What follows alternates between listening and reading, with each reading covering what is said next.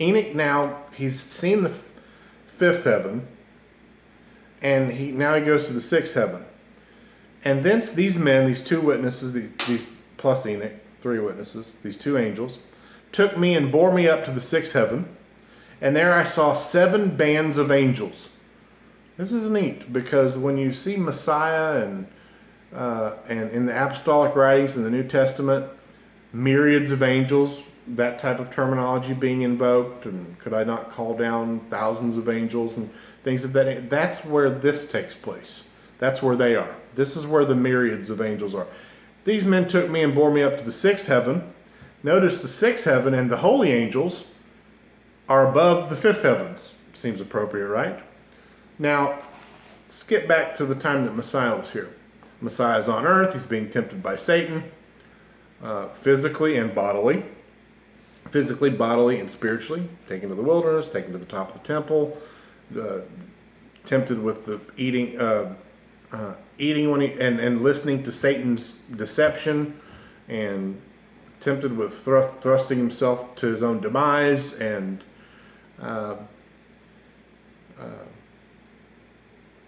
all that while in the sixth heaven are the holy angels.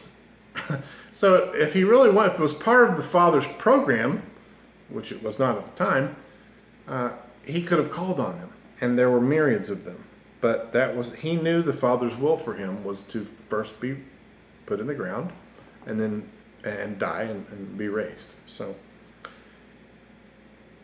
I saw 7 bands of angels, very bright, very glorious, and their faces shining more than the sun shining, glistening, and there is no difference in their faces. So these angels on the sixth heaven are described as being similar in appearance, no difference in their faces, or behavior or manner of dress, and these make orders, and they learn the goings of the stars, and the alteration of the moon, and the revolution of the sun, and the good government of the world.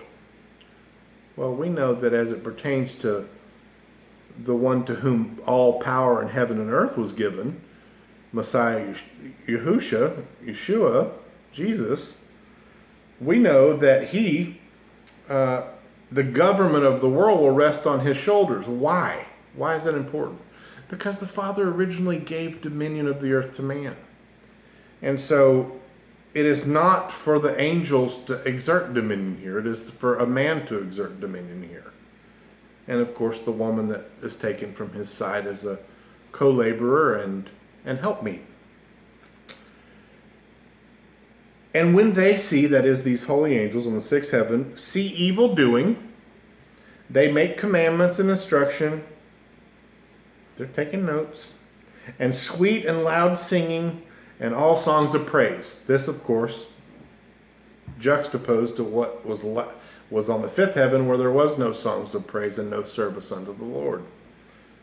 Instead, there were crafty, rebellious angels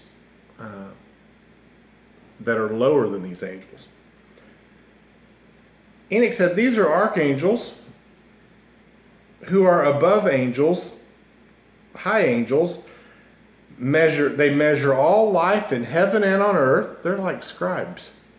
And the angels who are appointed over seasons and years, angels who are appointed over rivers and seas, who are over the fruits of the earth, and the angels who are over every grass, giving food to all, to every living thing, and the angels who write all the souls of men.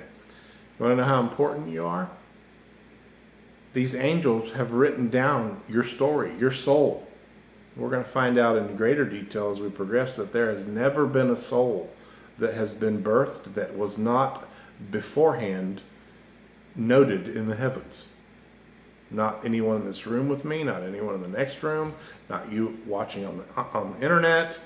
All of what you would be was penned before you were.